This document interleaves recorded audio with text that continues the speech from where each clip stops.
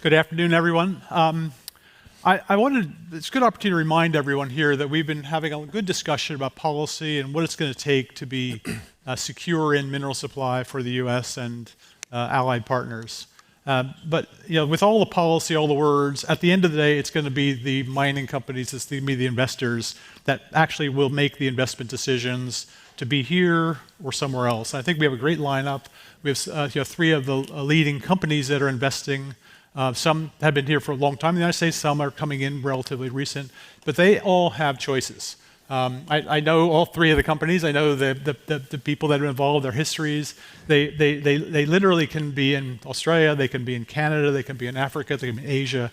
What attracts each of you to the U.S.? That's going to be sort of my first question. Maybe start off with from your perspective, or a BHP perspective.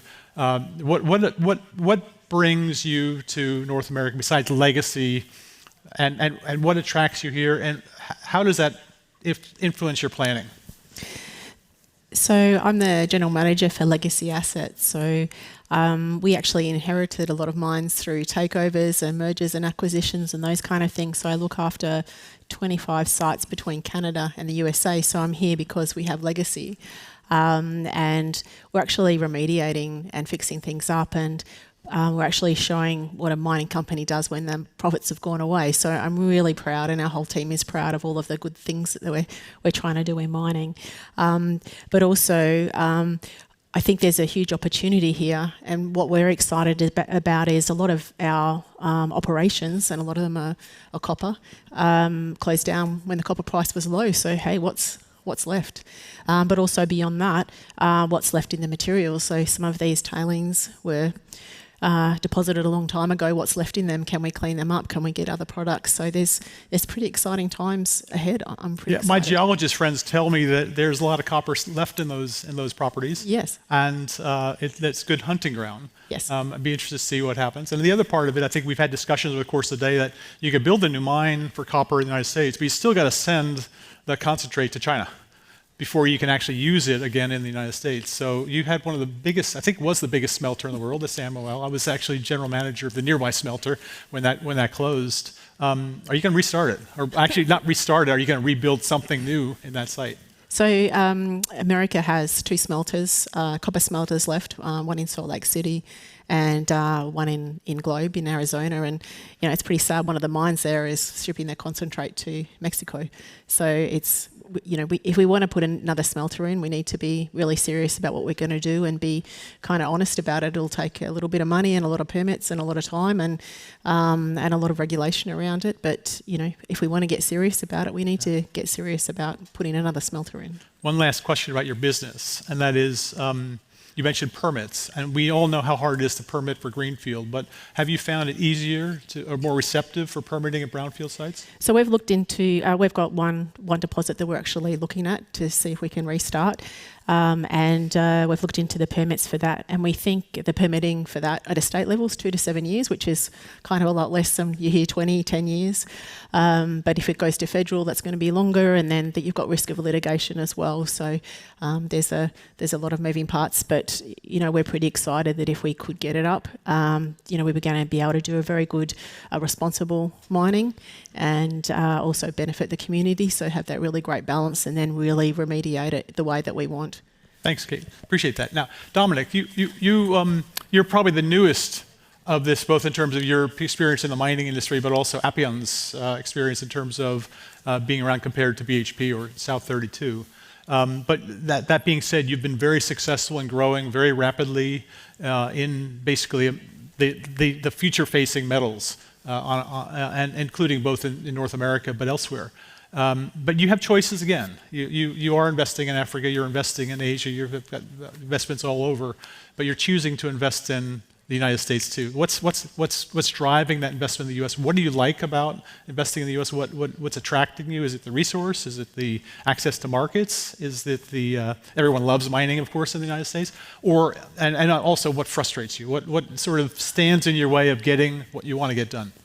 Well, Dom, thanks, and thanks to SAFE for organising this summit. Look, I think from our perspective, and I look at this as a policymaker who's joined Appian as an advisor on geopolitical risk and global affairs. But for any global investor, but particularly for Appian, you're looking at the risk reward and you're looking at the cost of capital and the long-term stability.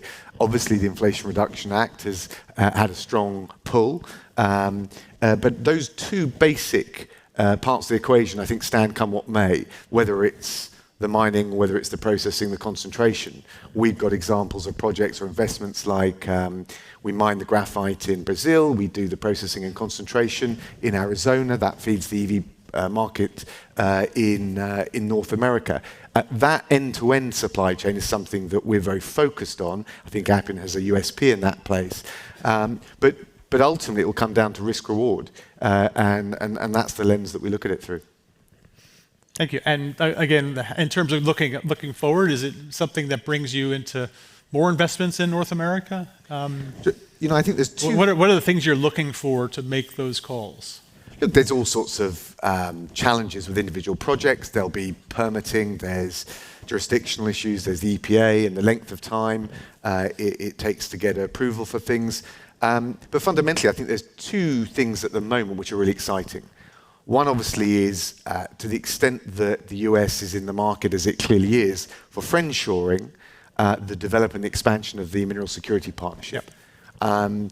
And again, as someone who's looked at this through a geopolitical lens, of course, we, US, UK, which I'm obviously familiar with, are used to relying very heavily on our traditional transatlantic partners, or even some of the Pacific partners. But the expansion to include India, I think, is very interesting. And to the extent that we can bring in more of those non-aligned countries in the geopolitical jargon, I think it's really exciting.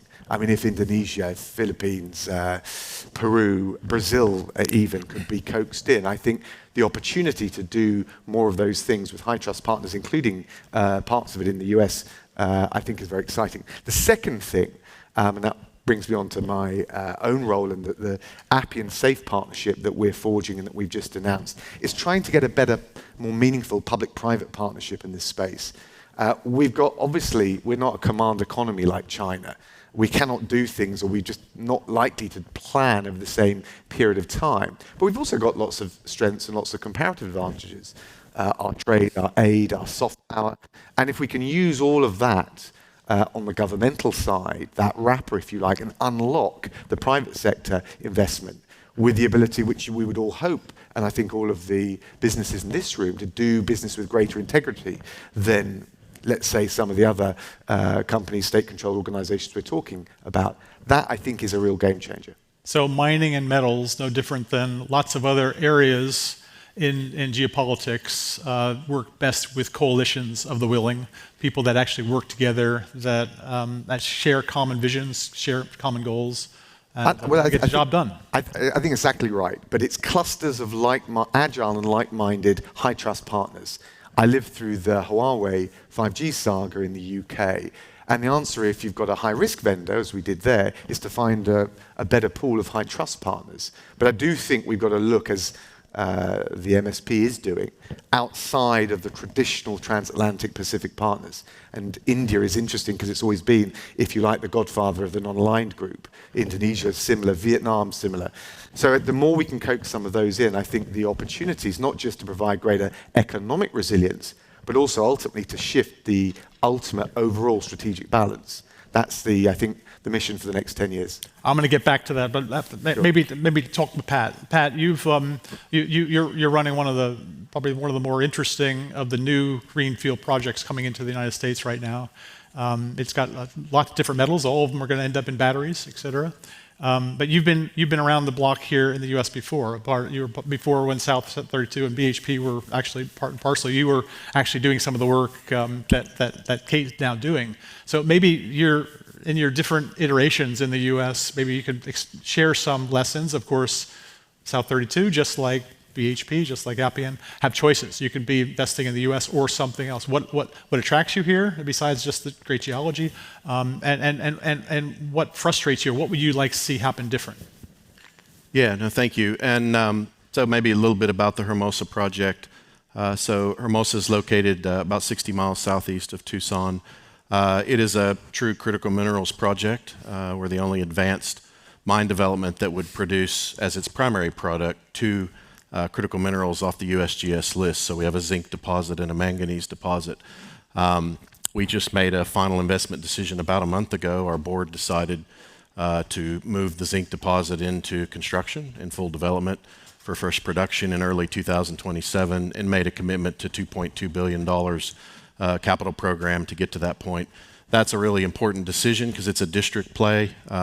It's setting us up for options to come. The second option would be the manganese deposit, which is a well-advanced deposit to produce a manganese that could go into electric vehicle batteries. And so it's one of the more advanced domestic options in that sense. It's our first greenfield project, first new development as a company. We've chosen to do it in Arizona in the United States. I think there's a few things. If you can get it built, it's a very stable jurisdiction. Arizona always ranks high in terms of a friendly area to do business in the mining industry. So that's attractive. I think just the fundamentals around, as the U.S. looks to decarbonize and move to electric vehicles, the scale of critical minerals demand. I mean, if you look at zinc, the supply-demand fundamentals are very similar to copper as we look forward, and the zinc intensity of things like wind energy are extremely high. So just the scale of the opportunity. But I think also the policy incentives, we started with a focus on a critical mineral deposit that is zinc. As we've worked through the project over the last 4 or 5 years, we've had DPA Title III, the Inflation Reduction Act, the Bipartisan Infrastructure Bill, and then the manganese deposit starts to look more attractive. And so as we go forward, I think those policies, the fact that the U.S. is focused on creating domestic supply chains for this clean energy and transportation transition was also a big factor. And so I think maybe the last thing I would touch on, the one barrier, I said, if you can build it, has always been permitting. And in May, we became the first mining project ever placed into the U.S. government's FAST-41 permitting program. So all of those things we see really starting to make it an attractive jurisdiction to invest, and we now have a project that's moving into full construction. And you mentioned manganese. It's not the sexiest of the battery metals, but it is really would be the only domestic source of manganese of any meaningful size in the U.S. We rely on South Africa and a bit in Australia, elsewhere, but it would be nice to see some local supply. Yeah, it's the one most often not talked about. There is manganese in most electric vehicle batteries. But we are starting to see a lot of companies start to look at more manganese-rich battery chemistries. And so if that's the direction that they go, this obviously becomes a more strategic deposit. Manganese is one of the 12 critical minerals that we are 100% reliant on foreign sources. And zinc is obviously, from a mining standpoint, we only produce about 6% of the zinc in the world, refine virtually none of it. So I guess that's the other element for us, is these are two challenging supply chains. So this becomes a very strategic project and resource for the country. And as we sort of watch the electric vehicle supply chain develop, we believe we'll have a first mover advantage to produce a sustainable, low carbon domestic supply of battery grade manganese. Now, moving a little north, because I warned you I would ask you about this. You're not directly responsible for the work up in the Ambler, but it is some of the highest grade, largest copper deposits in the U.S. It's got a chunk of cobalt up there. I follow that closely because my first mining job in 1976 was staking the claims. We're staking some of the claims there. And it still is undeveloped. It still is unpermitted. Nobody is saying no, but nobody's really said yes. Do you have any thoughts about that? Right. How do you get to say yes? Yeah, so what Robbie had said, what phone number should we call to get that yes? So we're a 50% joint venture partner in the Ambler Metals project with Trilogy, Vancouver-based company up in Alaska. And so we saw it very similar in the early days as Hermosa in terms of it being a district play, potentially with multiple critical minerals. We've got Arctic, which is primarily a zinc deposit that's been the focus there, but there certainly is copper and other cobalt and other potential. So very similar in that sense in terms of potentially multiple critical minerals. I think it's the contrast to Hermosa. While we're in FAST-41, we sort of see our ability to get a federal approval in 2.5 years, the published schedule. that's on the dashboard, and you can all go look up Hermosa Critical Minerals Project on the Federal Permitting Improvement Steering Council dashboard and see the schedule, 2.5-year time frame. We're dependent on an access road in Alaska to get to the Ambler District. It's obviously been an extended process. We're now in a supplemental EIS. And so as I said earlier, if you can get it built, it's a safe, stable place to do business. And so I think permitting is really the key that we have to solve. And we believe Fast 41 is an important tool to be able to do that. We obviously didn't have something like that at Ambler, and we have a permitting challenge there. But we do see the same potential, and I think another really important project as we think about domestic supply chains for those critical minerals. But I would read from that, when you think about the title of this conference, about de-risking mineral investment, part of it is creating fiscal incentives, tax incentives, government support. But the other part is basically permit reform. Yeah, exactly. And I think, we've seen a little bit of momentum around that, not quite got it across the line. But, our experience so far, we're about 6 months into the process with Fast 41. We're very positive about how that's going. We do, having been involved in a few of those processes before, see some things differently. It's better coordinated, it's better resourced, it's transparent. There's oversight, obviously, from the Federal Permitting Improvement Steering Council. And we believe it's a far better process. And still rigorous, we follow the same steps. It's still NEPA, it's no different to any other project. But we believe there's a good model there, and that could be an important tool Great. for critical mineral supply chains. Great. So move back to you, Kate. And I know you're quite passionate about decarbonization. And I know part of it is working toward the delegacizing of the legacy sites. But it also, in our industry, we burn a lot of diesel fuel. We use a lot of electricity. Are we doing enough in decarbonization? What are BHP working on specifically on decarbonization that you'd like to talk about? And from a U.S. perspective, are there any policy initiatives that would help? So I think that we've talked a lot today about sourcing the critical minerals, and I think it's important that if we're going to mine them, we also do that responsibly. And there is a lot of fantastic work that we've been doing, and a lot of mining companies are doing that as well. And so the first one is about electrification. And so, like in Chile, nearly 100% of the power comes from renewables, which is amazing. And in Australia, there's been a lot of work on power purchase agreements to improve that as well, and then also use wind and power. On one of our legacy asset sites, we're putting some solar plants on that, so that's pretty good as well. So the electrification and the power supply, and having really great partnerships with government to try and make sure that if it's being supplied by government, that you're all working in the same direction to have those goals for the future. The next push is the diesel, as you mentioned as well, and we believe electrification is absolutely the answer. Those will be there big as well. batteries, right? Yeah. Well, yeah. And so, we think we're going to get our first truck in 2024. We've got a person who's in our Tucson office working with Caterpillar, so that should be pretty exciting as well. But again, we heard today about the anxiety of the distance and getting worried about that. So, we're been doing a lot of work on being able to recharge the batteries and trolley assist and those kind of things. So we're spending most of our money on that at the moment. But then I guess when we're talking about our legacy assets as well, other than copper being there, we've got other assets like there's tailings, and we talked about other countries who are cleaning their tailings and getting products out. Well, we have a lot of them here, and then there's also a lot of clean product as well that other people can use.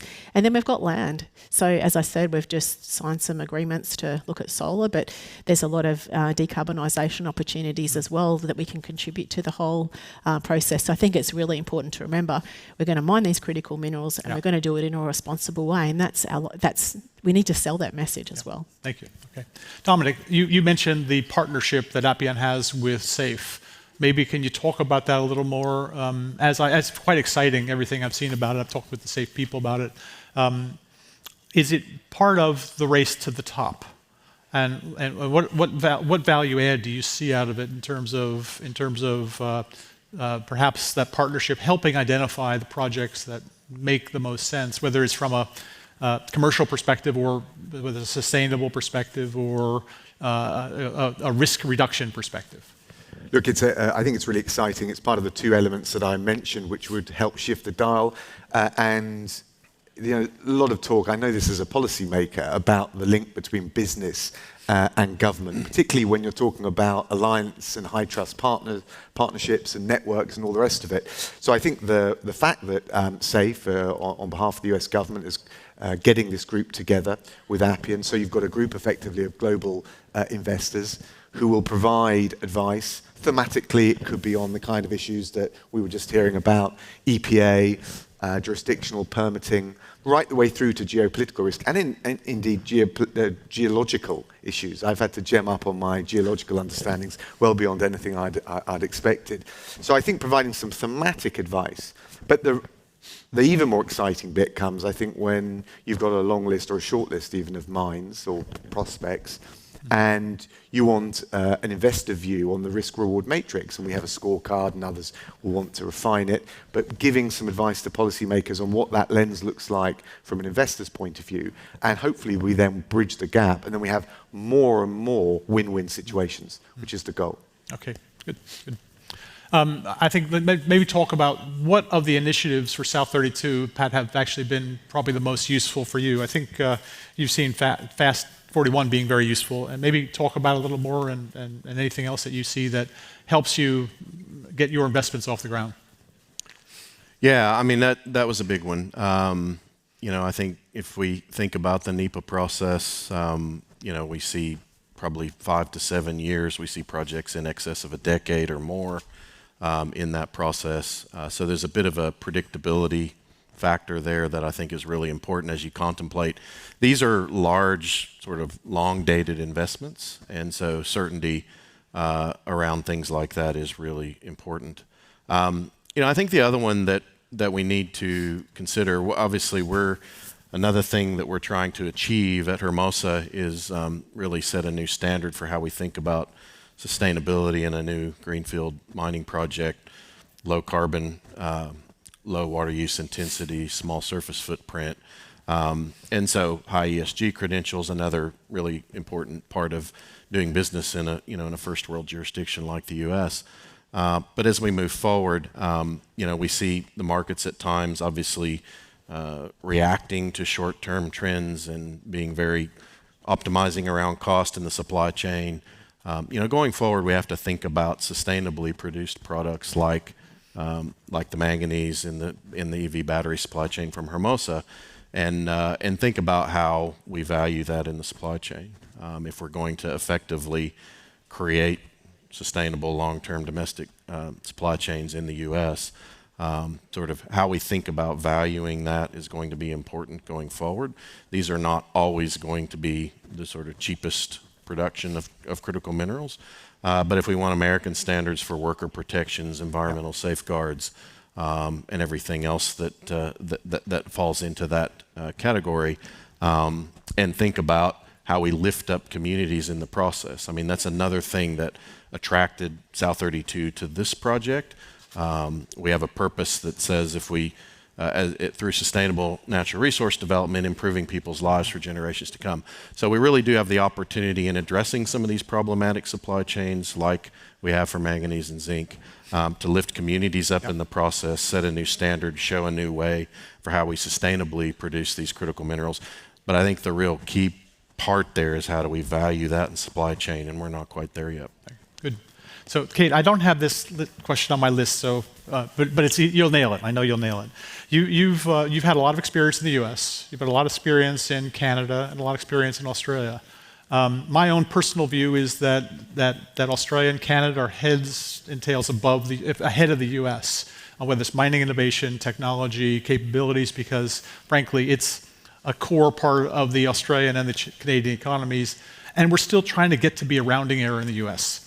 So what can we in America learn from our brethren in Australia and Canada that can actually help us get better mineral security? Well, I think in Canada and Australia, the people do value mining, and then the permit process is only taking a few years because you want to get things done. And with volatility, things can change, and the minute you start a project, by the time you get to the point, the market's changed again, and that's what, Pat was talking about. We need that certainty. We all need to just be united in the vision. And some of the things in Australia, for example, like they all have common goals around electrification. They're all aiming for that. So when you're talking to a power provider, when you're talking to everyone, we've all got the same goals. And so that can rally you around. It provides that certainty for what your aim and your goal is going to be. Good. Dominic, you've been a senior minister in the UK. You've seen the world from a different lens than us simple mining guys. And you've had foreign affairs in your file. So tell me what it's like to go to an Asian, developing or emerging Asian or South African country and say, we're here to help, and we'll do a better job than the Chinese who are going to write a big check very quickly. It's interesting. I remember doing a tour of East Africa when I was Foreign Secretary. So I went to Ethiopia, Kenya, and Sudan before the coup, although there were a few generals in the room. And I asked the heads of government in all of those three countries, why are you taking levels of investment under punitive terms that if it was the US, Britain, another European jurisdiction, you would say it was neo-imperialism? And I know they didn't coordinate, but each one said the same thing: make us a better offer. And I think that's the challenge. Obviously, we know the cost of capital is a massive issue in terms of making that offer, but we sometimes look to our feet and dwell on the difficulties. We're slow to respond. You've just mentioned the point yourself. Compared to China, which has been planning around the critical minerals and rare earth space for 10, 20 years. But we also have certain advantages, and I mentioned trade aid, soft power, the ability to unlock potential investment with businesses that do business with greater integrity. We hope that this safe Appian partnership is part of that, and demonstrate you can be. I think this whole critical minerals mission is to be a force for good in the world, part of the energy transition, but there's no reason for all the contributions that have already been made why it can't also be a force for good in the communities in which we operate. But we need to come together as partners, combine the best of government and the best of business to make that more compelling offer, because there's certainly an open market for it. So, Pat, I'll ask you another question that's not on the list, but you with your global remit, you've been around the block. I've always had the view that the biggest problem with the mining industry and mineral security in the U.S. is just apathy. Who cares? You've again been around the world. You've seen countries where it's a main part of the economy, where it's not. You're in basically a mining state whose bread and butter is mining in Arizona. Do you have any views on that? What can we do differently? What can SAFE do differently? What can the people in the room do differently to actually encourage the type of investments we need, the billions of dollars investments we need to give us that mineral self-sufficiency that we need? Yeah, I think particularly in the U.S., we've done probably a poor job as an industry for a long time. Yeah. At helping our communities understand the importance of what we do, and also living up to societal expectations at times. And those societal expectations are growing. So I think there's a big opportunity, one, in engaging our communities in how we do it. There's been some good examples, I think, in some talks earlier today about early engagement with communities and bringing them along. We've learned a lot of lessons from the past around relationships with our tribal neighbors, not just our immediate communities, but other stakeholders like that. And so I think front-end loading our process around why, engaging on the context around why what we do is important, how we're going to do it sustainably and differently, and bringing stakeholders along and involving them. So it's a collaborative process, and they have a say in how we shape and design projects from the start, I think is a key difference as to how the industry has operated in the past, where we've depended on sort of. But there's a natural dilemma with that, and that is that at that early stage where it's mainly geologists on the ground, and they're trying to see whether there's a mineral deposit there, and then whether it has a potential being commercial. You want to be engaging at that point, but you also don't want to overset the expectations. Sure. It's very easy for a community to sort of, say you get very bullish about it and start building in advance of the mine actually being ready there. So how do you manage that expectation while front-ending the engagement?